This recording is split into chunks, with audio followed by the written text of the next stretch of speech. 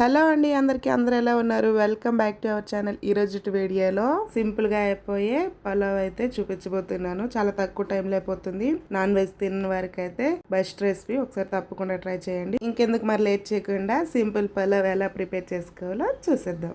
వీడియోలోకి వెళ్ళిపోయే ముందు నాదొక చిన్న రిక్వెస్ట్ అండి. ఎవరైనా మన ఛానల్ ఫస్ట్ టైం చూస్తున్నట్లయితే ప్లీజ్ లైక్ చేసి మన ఛానల్ సబ్స్క్రైబ్ చేసుకోండి. అలాగే పక్కనే ఉన్న బెల్ ఐకాన్ని క్లిక్ చేసి పెట్టుకోండి. మన వీడియోస్ అనేది నోటిఫికేషన్ రూపంలో వస్తాయి. ఇంకెందుకు మరి లేట్ చేయకుండా వీడియోని స్టార్ట్ చేసేద్దాం. ముందుగా లోతుగా ఉండే ఒక గిన్నెని తీసేసుకొని ఒక గ్లాస్ వరకు అయితే బాస్మతి రైస్ని వేసేసుకున్నాను. మీరు నార్మల్ రైస్నైనా యూస్ చేసుకోవచ్చు. ఇక్కడ నేను బాస్మతి రైస్ని ఒక హాఫ్ అన్ అవర్ పాటు అయితే నానబెట్టేసి పక్కన పెట్టేసుకుంటున్నాను. దీని ఇక్కడ ఒక గ్లాస్ వరకు అయితే బాస్మతి రైస్ తీసేసుకున్నాను. ఇప్పుడు తాలింపు వేసేసుకుందాం. స్టవ్ వెలిగించేసి లోతుగా ఉండే ఏదైనా బాండీ తీసేసుకోవాలి. 2 టేబుల్ స్పూన్ వరకు ఆయిల్ వేసేసి హోల్ గరం మసాలా అయితే వేసేసుకోవాలి.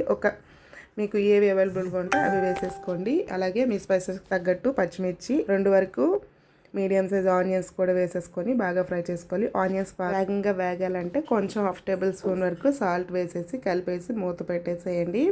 మనకి వేగంగా మంచి లైట్ గోల్డెన్ కలర్ వచ్చే వరకు వేయించుకోవాలి. అలాగే బాగా వేగాక ఒక హాఫ్ టేబుల్ స్పూన్ వరకు అల్లం వెల్లిగడ్డ పేస్ట్ వేసేసి వేసాక పచ్చివాసన పోయే వరకు కలిపేసుకొని మొత్తం కూడా మంచిగా వేగాక ఇక్కడ నేను ఒక కప్పు వరకు అయితే బంగాళదుంపలను తీసేసుకుంటున్నాను. మీకు నచ్చిన వెజిటేబుల్స్ని కూడా వేసేసుకోవచ్చు. నేను ఆలు అనేది కొంచెం మీడియం సైజులోనే కట్ చేసేసుకొని వేసేసుకోవాలి. మనకి ఉడికేటప్పటికి బాగా కుక్ అయిపోతుంది. సో మనం ముందుగా షేప్ చేసుకున్న బియ్యాన్ని కూడా వేసేసి మొత్తం కూడా ఒకసారి స్లోగా కలిపేసుకోండి, లేదంటే బియ్యం విరిగిపోతుంది. మొత్తం కూడా ఒకసారి కలిపేసుకొని మూత పెట్టేసి ఒక 2 మినిట్స్ అలా మగ్గనిచ్చేసి మళ్ళీ మూత తీసేసి ఒక గ్లాస్కి 2 గ్లాసుల చొప్పున అయితే వాటర్ వేసేసుకోవాలి. అదే కుక్కర్లో ఒక గ్లాసు ఒక 3/4 కప్పు వరకు గ్లాస్ వేసుకుంటే సరిపోతుంది. పావు వంతు తగ్గించేసి వేసేసుకొని హై ఫ్లేమ్లో ఒక విజిల్ వచ్చే వరకు కుక్ చేసుకుంటే మనకి కుక్కర్లో కూడా గలగలలాడుతూ వస్తుంది. సో మొత్తం కూడా ఒకసారి కలిపేసి రుచికి తగ్గట్టు ఉప్పునైతే వేసేసుకోవాలి. నేను ఇక్కడ రాళ్ళు ఉప్పు అయితే వేస్తున్నాను, సాల్ట్ అయినా వేసేసుకోవచ్చు.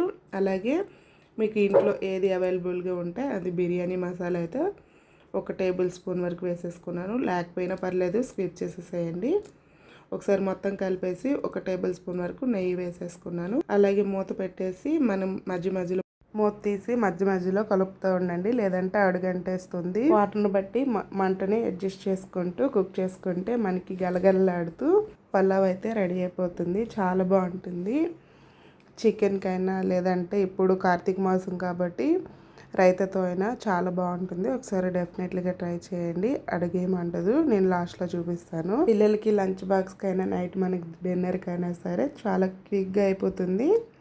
అలాగే తక్కువ టైం కూడా. ఒకసారి తప్పకుండా ట్రై చేయండి. మీకు ఎలా కుదిరిందో మీ ఫీడ్బ్యాక్ అనేది నాకు కామెంట్ సెక్షన్లో షేర్ చేయడం మర్చిపోవద్దు.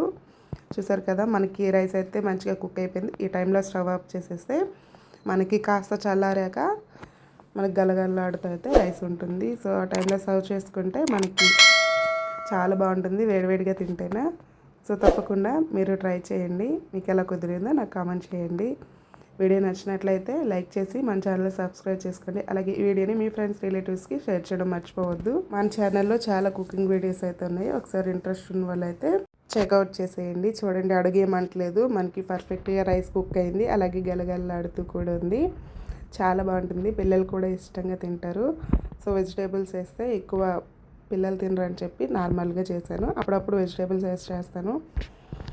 సో ఫైనల్లీ అయితే మనకి పలావ్ రెడీ అయిపోయింది. సైడ్ డిష్గా రైతా పెట్టుకొని తింటే అదిరిపోతుంది. తప్పకుండా ట్రై చేయండి. ఇలాంటి మరెన్నో సింపుల్ అండ్ క్విక్ రెసిపీస్ కోసం బానూస్ వరల్డ్ ఛానల్ని ఫాలో చేయండి. మళ్ళీ మంచి వీడియో నెక్స్ట్ వీడియోలో కలుద్దాం. అంతవరకు కీప్ వాచింగ్.